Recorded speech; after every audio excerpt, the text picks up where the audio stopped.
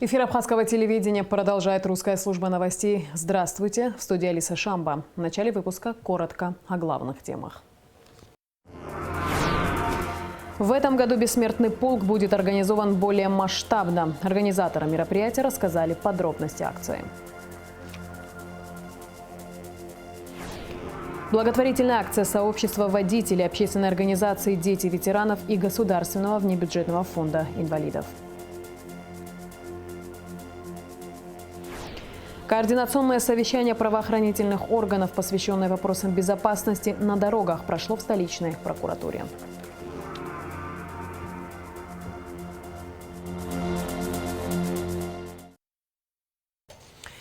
Мы продолжаем рассказывать о событиях 30-летней давности, о победной наступательной операции абхазской армии 1993 года. 25 сентября в Сухуми в 14 часов началась операция по освобождению старого поселка, который к вечеру того же дня был освобожден. Российские суда вывозят из Сухума и Гулрыбского района около 14 тысяч беженцев. Во избежание ненужного кровопролития абхазское командование предлагает грузинским вооруженным формированиям покинуть город через специально оставленный на востоке проход. Официально грузины отказываются, но через несколько дней они воспользуются этим коридором. До Дня Победы оставалось 5 дней.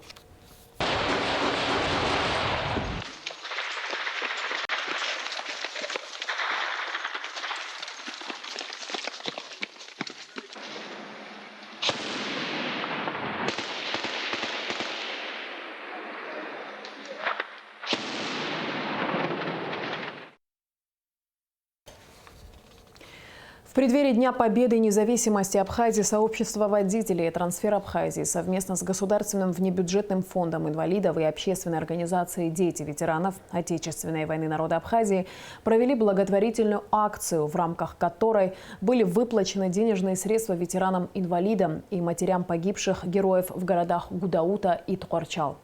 Все детали у Али Китрапш. Сообщество водителей «Трансфер Абхазии» совместно с водителями такси, экскурсоводами и туристическими компаниями завершило благотворительную акцию в поддержку ветеранов и инвалидов Отечественной войны народа Абхазии, которая стартовала 1 августа. Сумма сбора денежных средств составила 1 миллион 130 тысяч рублей. По представленным спискам Государственного внебюджетного фонда инвалидов войны ветеранам и инвалидам будет выплачено по 10 тысяч рублей. Хочется поблагодарить всех, кто участвовал в этой акции. Это простые водители, которые работают на дорогах. Мы и фирмы к нам подсоединились, и туристы, которые с нами передвигались на экскурсиях. Каждый, кто подключился к этой акции, все вместе мы дополнили друг друга. До этого ребята с ПСОЛ такси, кто работает, собрали 55 тысяч рублей, отнесли в Кабарец. 3-й год проходит эта акция среди трансферов. Также Альфард-клуб собирает и помогает ветеранам, тоже так же 3-й год. Кроме того, Государственный внебюджетный фонд инвалидов Отечественной войны народа Абхазии совместно с общественной организацией «Дети ветеранов» в преддверии праздника Дня Победы и независимости Абхазии перечислят выплаты на счет семей погибших героев Гудаутского и Ткорчалского районов. Так как мы не можем всю республику охватить, фонд не располагает, к сожалению, такими деньгами, но совместно с детьми ветеранов мы решили, как 2 города-героев, получатели пенсии погибшим семьям по 10 тысяч положить. То есть эта сумма получается 3 миллиона. Вот мы хотим уже на счету этих людей. И еще погибшим более 2 человек, которые потеряли 30 человек. Отдельно дети ветеранов ездили, поздравляли каждого. Еще увидели не 2 человека, которые из Угбая, ребята, которые 4 братья погибли, к их мамам. И в Ткорчеле тоже одной женщине отдельно хотят поехать дети ветеранов, тоже поздравить, внимание уделить, какие-то подарки сделать. Также хочу заверить, что мы будем ежегодно к празднованию Дня Победы, также, надеюсь, в таком же составе, охватывать другие категории, другие города. Я думаю, это неплохое начинание, которое для нас станет традицией. В самый трудный период для страны ветераны, не жалея себя, встали на защиту Родины. Многим война оставила тяжелые недуги, и наша задача – оказывать им всевозможную поддержку, отмечалось на встрече. Это люди, которые отдали свои жизни рядом стоящие ветераны. какое внимание мы уделим им, такое будет внимание со стороны Бога в адрес нас. Церковь православная всегда уделяла внимание и будет уделять внимание.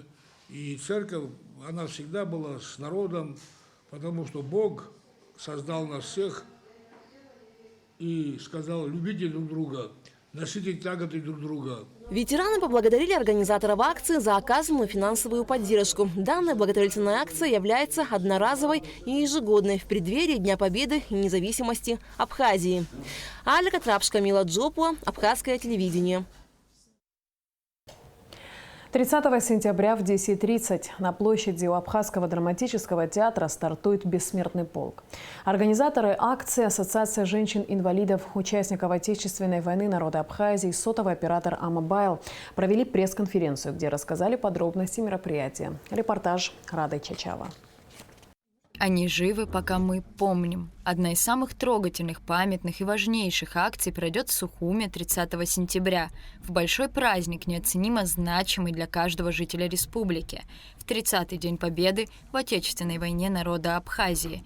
Субботним утром ровно в 11:00 портреты героев, отдавших жизни за независимость Родины, пронесут по улицам столицы. Мы проводим ее уже не первый год вместе с Ассоциацией женщин-инвалидов, участниц Отечественной войны народа Абхазии. Спасибо им за то, что они начали эту прекрасную акцию памяти, народную акцию, которая продолжается по сей день.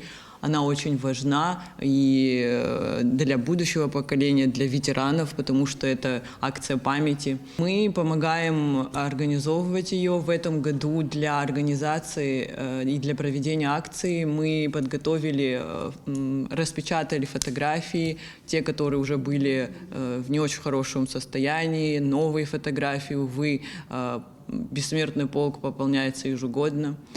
Ветеранов становится меньше, это большая трагедия. Впервые эта эмоциональная и трогательная акция, посвященная памяти участников войны и приуроченная ко Дню Победы и независимости, прошла в Абхазии в 2016 году. С тех пор эта народная акция, действительно объединяющая все поколения и нации, проводится ежегодно. В юбилейный год Победы организаторами акции традиционно выступили Ассоциация женщин-инвалидов, участников Отечественной войны народа Абхазии и сотовый оператор «Амобайл». В этом году, 30 сентября, в День Победы и независимости, акция начнется. Сбор в 10:30 у Абхазского драмтеатра. Там мы раздадим фотографии, портреты. В 11:00 акция стартует. Мы пройдем по набережной Махаджиров, зайдем на возложение в Парк Славы. И после этого акция кульминации Бессмертного полка станет участие шествия в Параде Победы. Также мы подготовили для участников акции и для ветеранов вот такие памятные медальки. Будем их раздавать на месте. Будем рады видеть всех, молодых, взрослых, пожилых. Приходите, участвуйте. В этом году акция, ранее проходившая во всех городах страны, приобрела поистине республиканский масштаб. Все портреты бойцов, находящиеся в районных администрациях, привезены в Сухум и будут пронесены в колонне. Председатель Ассоциации женщин-инвалидов, участников Отечественной войны народа Абхазии Лариса Тарба также рассказала, что в акции примут участие родственники погибших добровольцев. У нас в офисе было 460 портретов уже готовых. Это те, которые сдали. Остальные портреты взяли родители, родственники по городам, и там они проходили каждый год, делали шествие «Бессмертный полк». В этом году у нас накопились, надо было восстановить фотографии, также распечатать фотографии других умерших после войны, тоже героев, которые сражались за свободу и независимость нашей Родины. Мы восстановили эти фотографии, распечатали, их получилось около 560 фотографий. В итоге у нас в офисе сейчас в данный момент 1100 фотографий, портретов наших погибших героев. Все это было сделано компанией «Амобайл». Спасибо им большое. Во всей этой работе участвуют, свое участие принимают женщины-ветераны войны. Это тоже очень знаменательно. В этом году акция «Бессмертный полк» станет частью Парада Победы, и колонна присоединится к параду 30 сентября. Организаторы акции призвали жителей республики в этот светлый праздник принять участие в «Бессмертном полку» и пронести портреты своих родных, героев войны, по улицам столицы. Рада Чачава, Заур Кварча, Абхазское телевидение. В парламенте Абхазии состоялось первое после каникул заседание. Оно было посвящено приближающемуся празднику Дню Победы в Отечественной войне.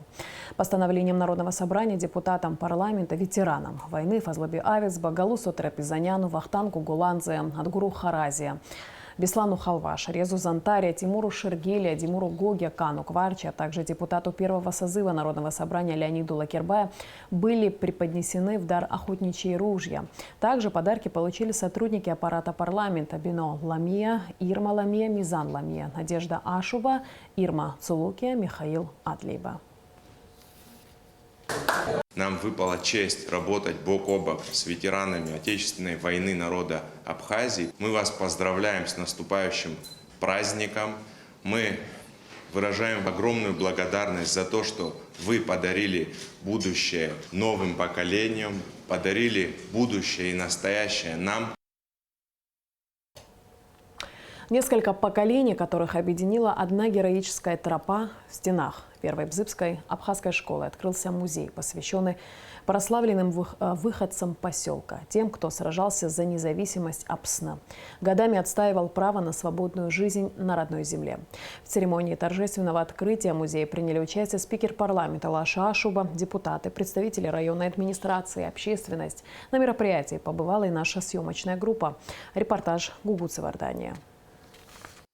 Эти фотографии и предметы отделяют друг от друга более века, но они все объединены героической тропой нескольких поколений жителей поселка Бзыбь. Тысячи снимков, десятки писем с фронта, медалей за боевые заслуги, статей на вырезках старинных газет и журналов. Учитель начальных классов, завуч по воспитательной работе Абхазской Бзыбской школы номер 1 Анжела Барганджия собирала 25 лет. Педагог кропотливо трудилась для одной цели – открыть музей, посвященный тем, кто сражался за независимость Апсны, годами отстаивал право на свободную жизнь на собственной земле и достойно представлял родину. И, конечно, Апсуара. Арам амилат илхвацадзам избанук зарярия айбишра харахамат рахаугзама яйрызгаз раззеги ачки пшхайдгылын хыц Кавказ айбиш шабра рцзаку прззеги шюкин рихана рцзаку стит рыжлаззеги брақайну яраусги батальон ялыз бзыпа рызык бзыпа идерманума дышанума и создрума при Апснызы сгублоз ейбишу сгукала рызыки прарфата сахишку. Музей расположился в нескольких кабинетах второго этажа школы. В 4 комнатах собраны материалы о героях Второй мировой войны и Отечественной войны народа Абхазии, семьях репрессированных и истории из жизни жителей поселка. Поддержали идею Анжелы Барганджия и ее дочери. Одна из них – Шазина Хагуш, специалист Гагарского районного отдела архитектуры и строительства, создала инсталляции для музея, посвященные войне.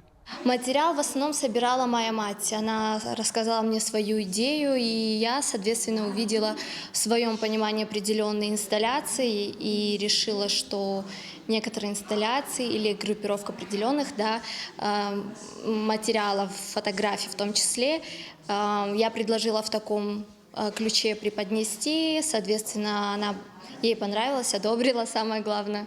Вот. И идея плюс материал, и очень тяжело было людям расставаться с личными вещами. Это как сыновья, это братья. Вот что за вещи? И это как и ордена, так и личные вещи, которые они одевали, или военная форма. Одна из комнат посвящена Апсуара, истории и культуре абхазов. Здесь и плетеная апасха, и колыбельная агара, национальная одежда, старинные предметы быта. Многие вещи Анжела Барганджия принесла сюда из дома. Например, этот необычный диван с зеркалом и деревянные шкафы с узорами. А здесь собраны фотографии нескольких поколений выпускников первой Бзыбской абхазской средней школы. На торжественное открытие музея пришли спикер парламента, депутаты, представители Гагарской администрации, общественность. Мероприятие началось с возложения цветов к мемориалу воинам, павшим в Отечественной войне народа Абхазии.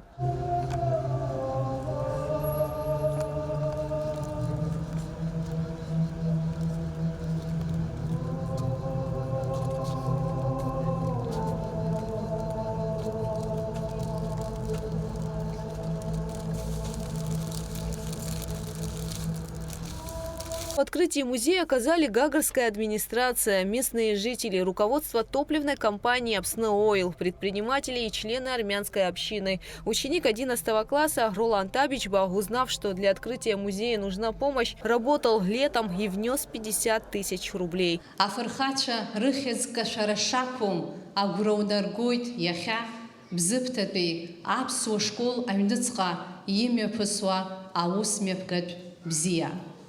Иашаны иазгәарҭахьеит, ҳиааира дуқәа зегьы ирышьаҭоуп афырхацәа зааӡаз анацәа.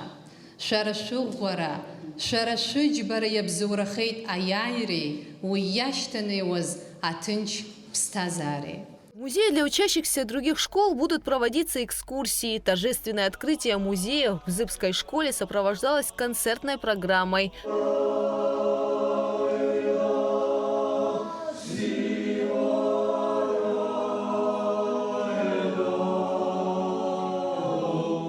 Гугут Савардания, Тимур Гугохия, Абхазское телевидение.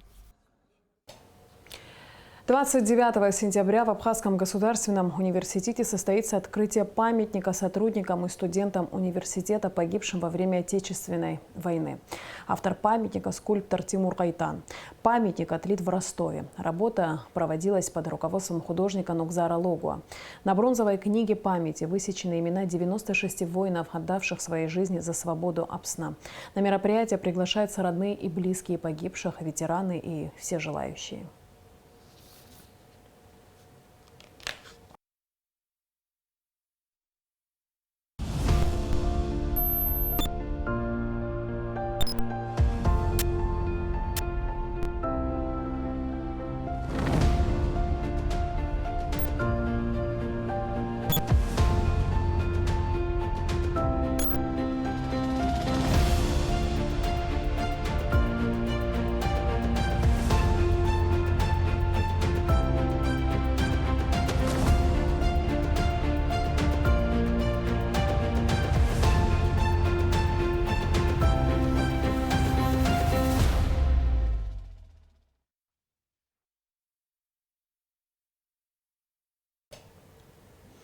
Продолжаем выпуск.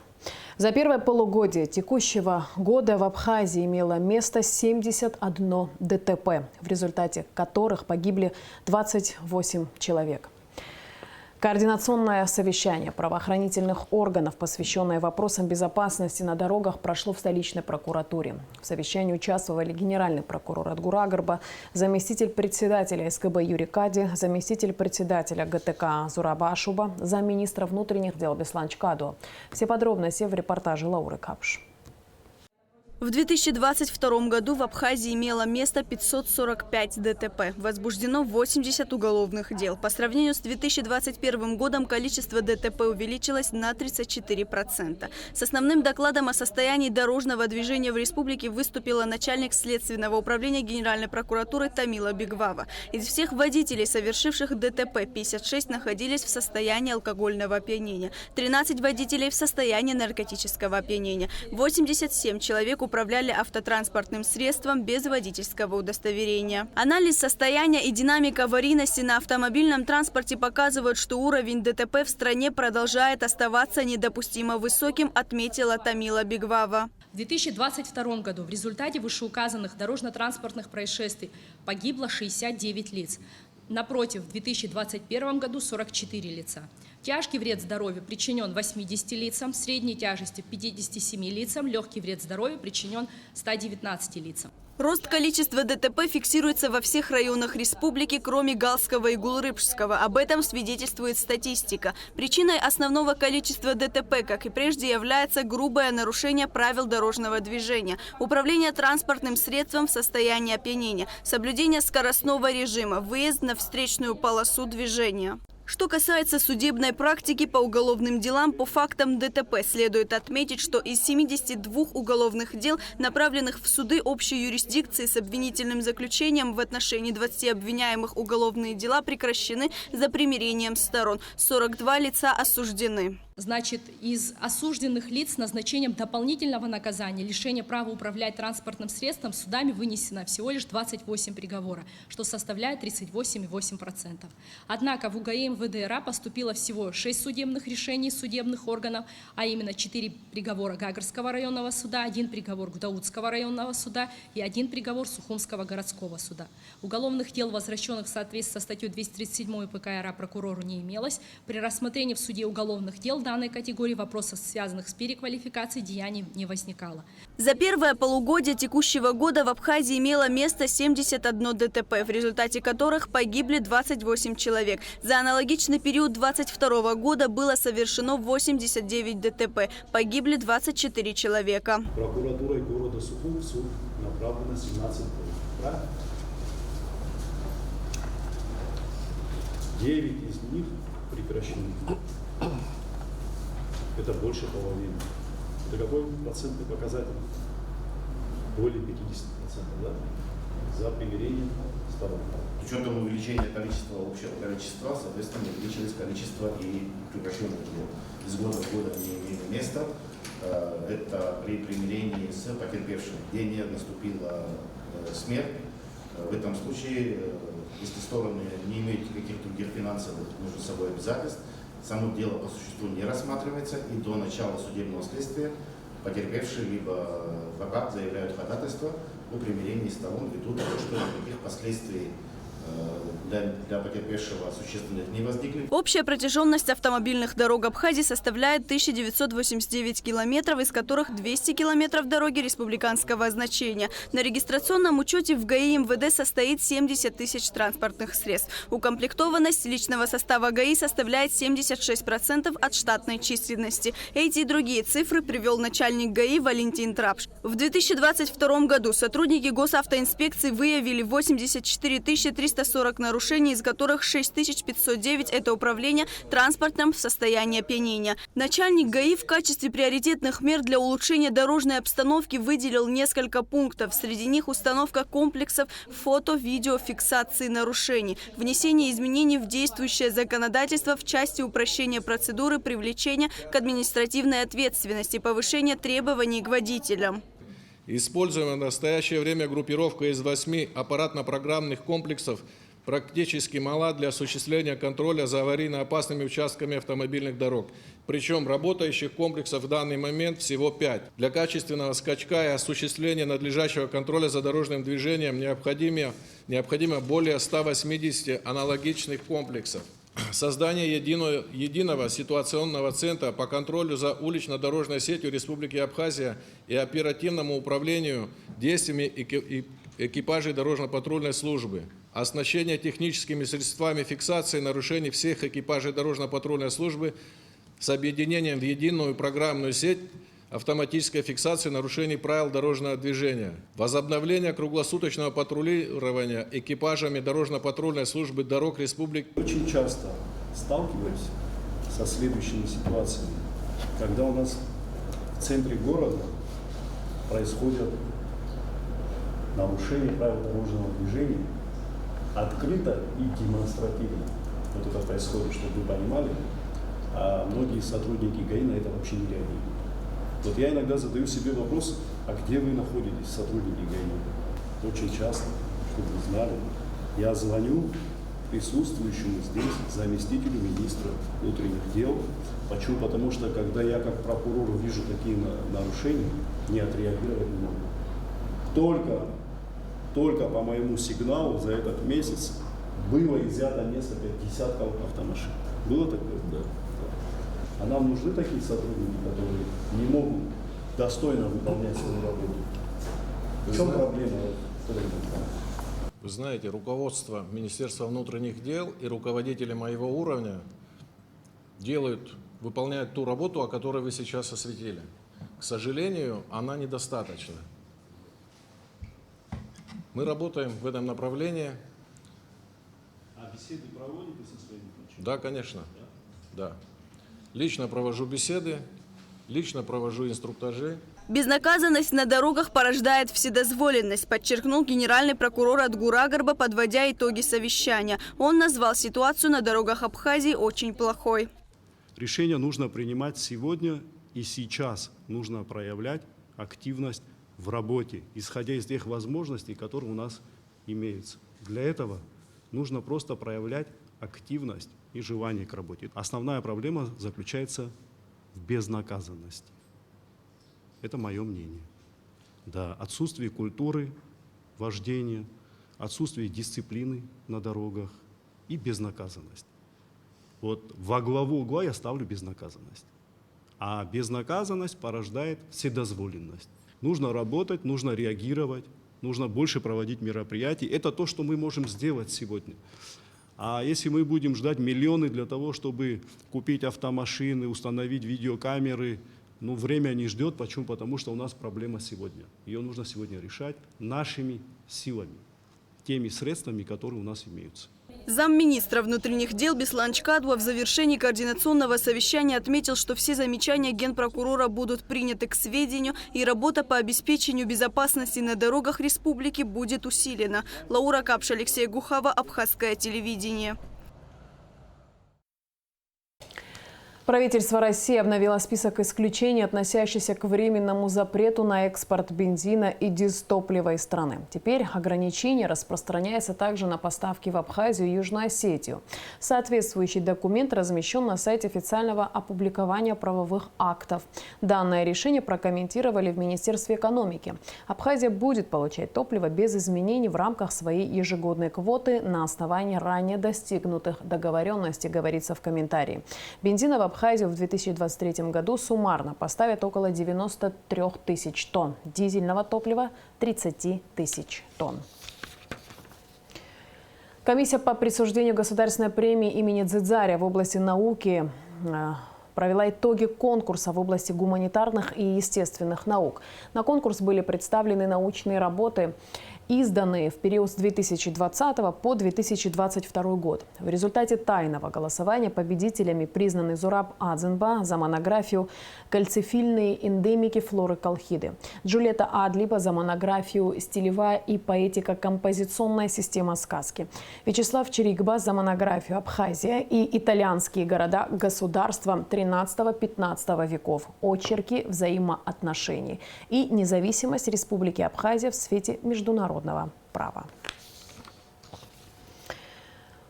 10-й международный молодежный арт-фестиваль «Прогулки по набережной» прошел в Национальной библиотеке имени Ивана Папаскир. В этом году он посвящен 15-летию международного признания независимости и 30-летию победы в Отечественной войне народа Абхазии. В рамках фестиваля были организованы территории, представляющие различные сферы культуры, искусства, народного творчества. Здесь были выставлены фотографии первого президента и воинов-победителей. Также был представлен автомобиль Владислава Адзенба. Одним из самых главных принципов фестиваля является открытость и доступность. Поэтому в этом мероприятии мог принять участие любой творческий коллектив. Организаторы молодежного арт-фестиваля «Прогулки по набережной» планируют в следующем году реализовать и другие проекты, а также расширить число участников и гостей. В этом году мы впервые принимаем участие на этом международном фестивале. Нам очень приятно, конечно, принять участие. Нам вообще все понравилось. И столько впечатлений, положительных эмоций мы получаем сегодня. Нам очень нравится этот фестиваль. И планируем в дальнейшем каждый год принимать участие, приезжать. Решили просто привезти несколько книг, небольшое количество, именно краеведческую литературу, книги, рассказывающие об абазинских аулах, о писателях абазинских, о литературе, Вот в таком формате мы привезли книги, но на следующий год, я думаю, мы привезем больше, мы еще больше и шире покажем себя. На Красном мосту завершаются восстановительные работы. По словам директора горстройпроекта администрации города Сухум Астамура Пипия, 26 сентября все работы будут завершены. Сейчас идут последние косметические работы. Подкрашивают бетонные элементы в светло-серый цвет, узоры в белый для контраста и красоты. Глава администрации города Сухум Беслан Эшева провел совещание, посвященное проведению общегородских праздничных мероприятий к 30-летию освобождения столицы и Дню Победы и Независимости. 27 сентября праздничные мероприятия начнутся в 10 часов утра с возложения цветов в Парке Славы. С утра в столице будут проходить выставки, фотовыставки, спортивно-патриотические мероприятия, театрализованные представления. В 17 часов в Абхазской государственной филармонии состоится праздничный концерт. Харахарва Рейхабы в парке у Абхазского государственного драматического театра в 19 часов. Это кинотеатр под открытым небом. Здесь же в 21 час памятная акция с запуском небесных фонариков. В 22 часа праздничный фейерверк. 30 сентября церемония возложения цветов к мемориалу погибшим в Парке Славы начнется в 9 часов утра. В 11 часов на площади Свободы пройдет военный парад. В 14:30 на набережной Махаджирова откроется абхазское подворье Аква-Ашта. В 15 часов церемония открытия моста через реку Басла. В 20 часов на стадионе «Динамо» начнется театрализованное анимационное хореографическое представление, посвященное празднованию 30-летия Дня Победы и Независимости. В 21:30 праздничный салют. 26 и 27 сентября в Росдраме состоится премьера спектакля «Евгений Онегин». Режиссер постановки Сергей Ефремов. Спектакль создан на грант «Русские сезоны» при поддержке Министерства культуры России, приурочен к 225-летию Пушкина, которое будет отмечаться в 2024 году. Мы постарались сделать спектакль, который был бы, с одной стороны, классическим в понимании театра, по методу, по стилю, а с другой стороны, был бы динамичным, легким для восприятия, с иронией, с юмором, который заложены в пушкинском тексте. И мы рады, что режиссер Сергей Ефремов, которого наши зрители знают по кассовым комедиям, имел идею такого спектакля, концепцию и реализовал ее в нашем театре. Наш спектакль лаконичный, он длится 1 час 20 минут, и по жанру его можно определить как историю любви или историю неразделенной любви. И самое главное, чтобы артисты, которые в этом спектакле не прикрыты, по сути, ничем, потому что из декораций только свисающие полотнища, скамья, то есть практически нет декораций. Есть, конечно, красивейший свет от Дениса Солнцева, прекрасная музыка, костюмы художника Наташи Шпановой. Но вот все, тем не менее, зависит от актеров. Смогут ли они справиться с прекрасным, прозрачным, но тем не менее чрезвычайно непростым, сложным, русским, поэтическим текстом великого Пушкина. Смогут ли они передать все смыслы, которые в нем заложены? Вот сейчас ведется работа над спектаклем. Она, кстати, проводится в кратчайшие сроки. И, конечно, с каждым показом спектакль будет набирать, будет развиваться, будет становиться интереснее, объемнее. Премьера состоится 26 и 27 сентября. И в выпуске этого спектакля нам оказала финансовую поддержку автономная некоммерческая организация «Русские сезоны» и Министерство культуры Российской Федерации. В завершении выпуска о погоде. По сообщению Гидрометцентра, во вторник, 26 сентября, на территории Абхазии ожидается малооблачная погода без осадков. Температура воздуха ночью плюс 14-19, днем 23-28. Температура морской воды плюс 25.